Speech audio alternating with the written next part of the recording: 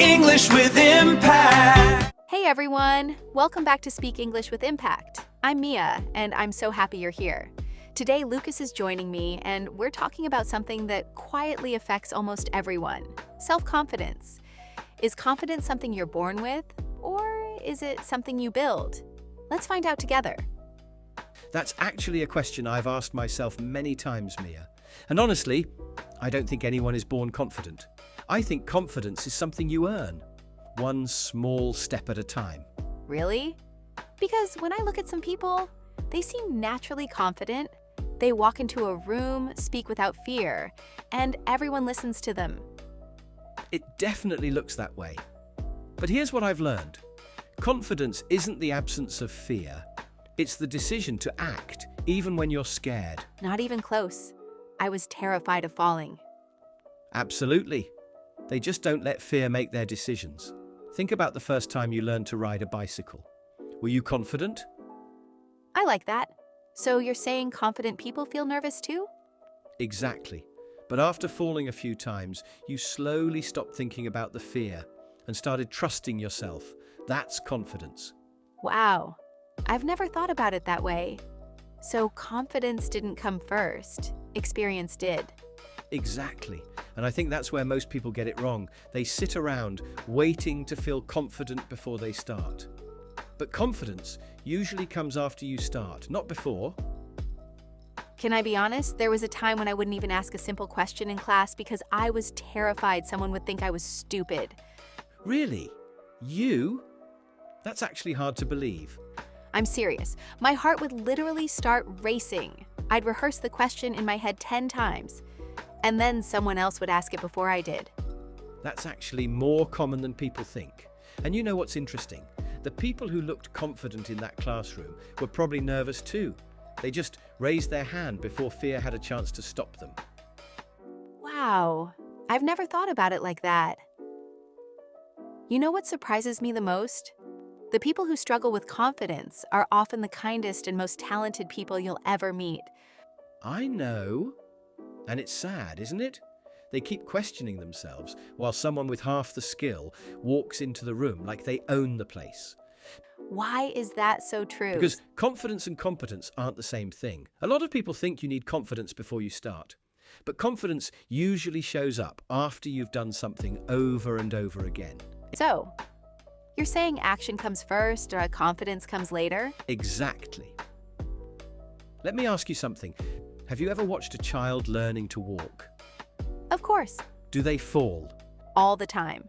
Do they ever stop and think, maybe walking just isn't for me? No, they just get back up like nothing happened. Exactly. Somewhere along the way, we grow up, and suddenly one mistake makes us question our entire identity. Wow, that's actually deep. Kids don't fear failure. Adults do. And that's why children learn so fast. They don't care about looking silly. Adults spend so much energy protecting their image that they stop trying new things. I can relate to that. I remember turning down opportunities just because I kept thinking, what if I embarrass myself? Can I tell you a secret? Go for it. Nobody thinks about your mistakes as much as you do. Honestly, that's probably true. It is. Most people are too busy worrying about their own lives to spend time judging yours. So maybe confidence isn't about convincing everyone else that you're amazing. Exactly. It's about finally stopping the habit of convincing yourself that you're not. I think one of the biggest confidence killers is comparing yourself to people on social media. Oh, without a doubt. You open your phone for 5 minutes, and suddenly it feels like everyone is living a better life than you. Exactly. Someone gets promoted, someone buys a new car, someone is traveling the world, and you're just sitting there wondering, am I doing something wrong? But here's what we forget. Social media is a highlight reel. Nobody posts the sleepless nights, the anxiety, the rejection, or the moments they almost gave up. That's so true. We compare our ordinary Tuesday to someone else's biggest achievement. And that's one of the most unfair comparisons we can make. Can I ask you something? Have you ever struggled with confidence? Like, genuinely? Yeah. More than people would probably believe. Really? Absolutely. There was a time when I'd walk into a room and immediately assume everyone was smarter than me. I would overthink every word before speaking. I didn't expect you to say that. Most people don't. That's the funny thing about confidence. Sometimes the people who look the most confident are fighting battles you'll never see. I think someone listening really needed to hear that. And if that's you, let me tell you something I wish someone had told me years ago. What is You it? don't have to be perfect to deserve a seat at the table. You don't have to know everything before you speak. Your voice matters long before you believe it does. Wow, that's beautiful. Because real confidence isn't walking into a room thinking you're better than everyone else. It's walking in knowing you don't have to prove anything to anyone. You know what's funny?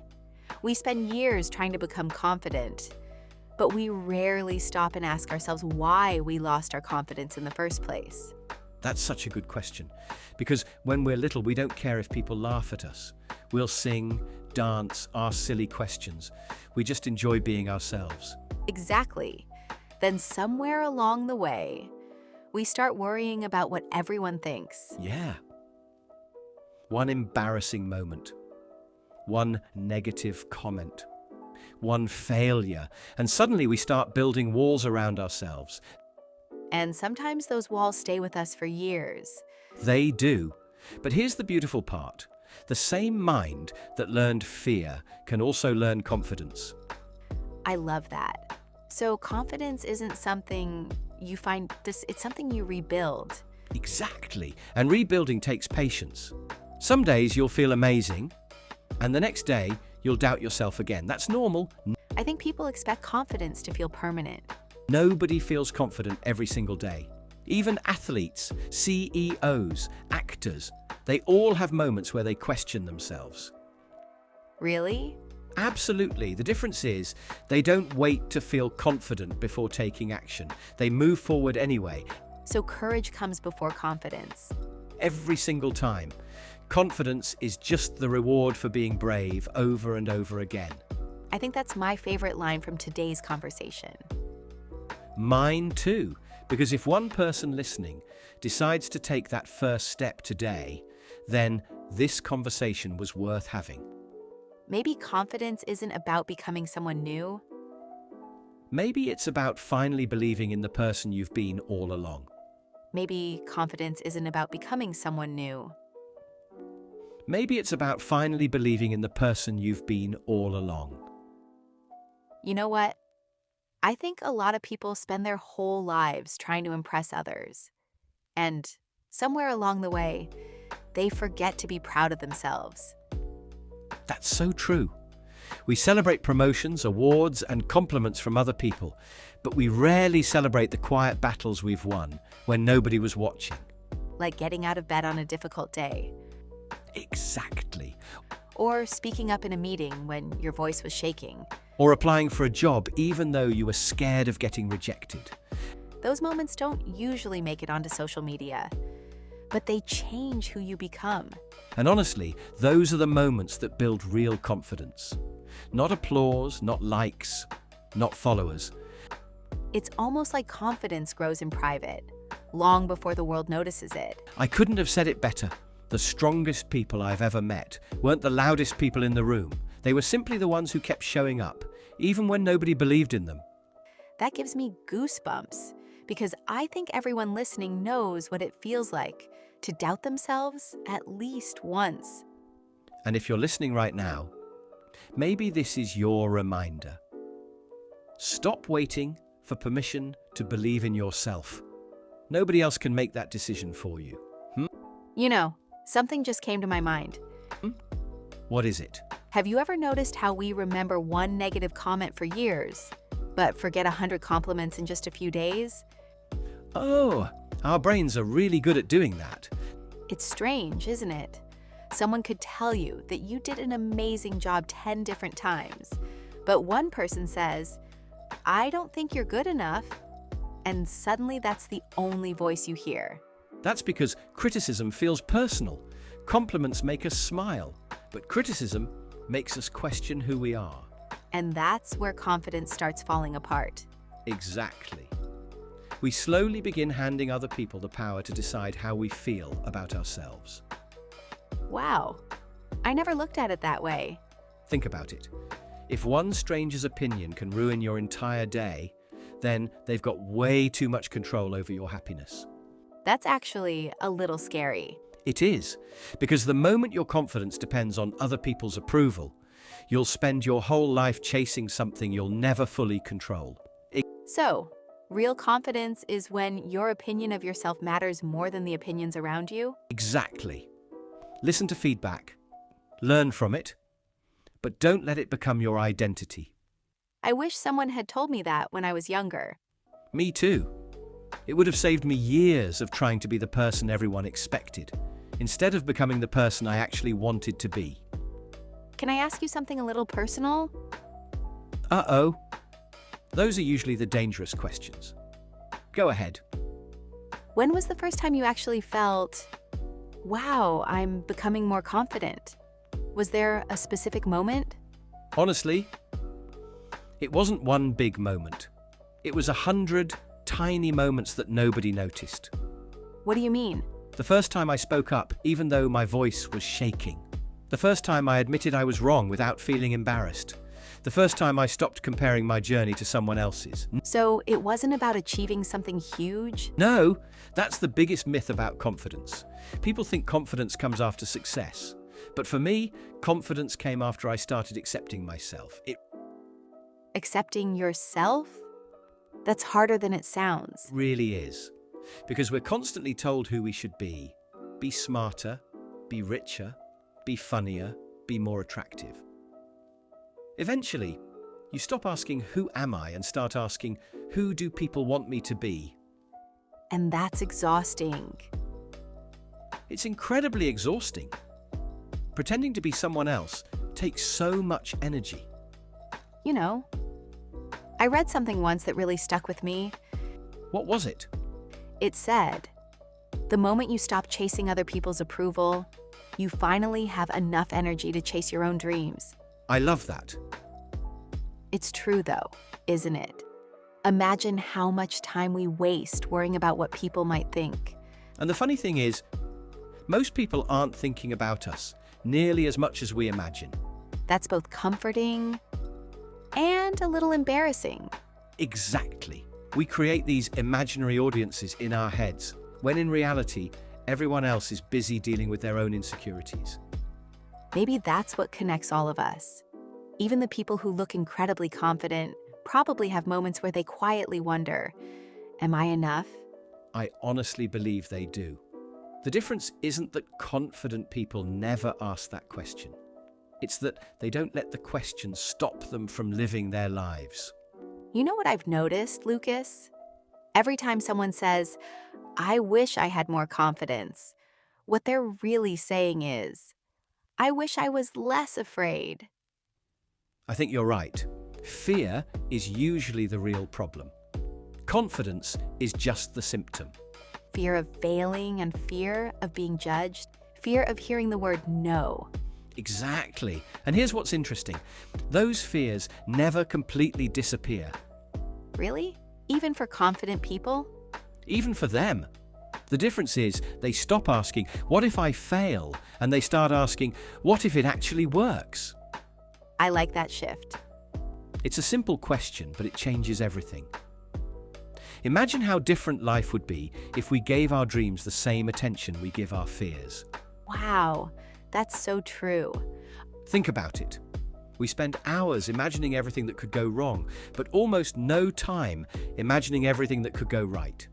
Our brains really do love creating disaster movies. Seriously, we'll convince ourselves that one presentation will ruin our career, or one rejection means we're not good enough.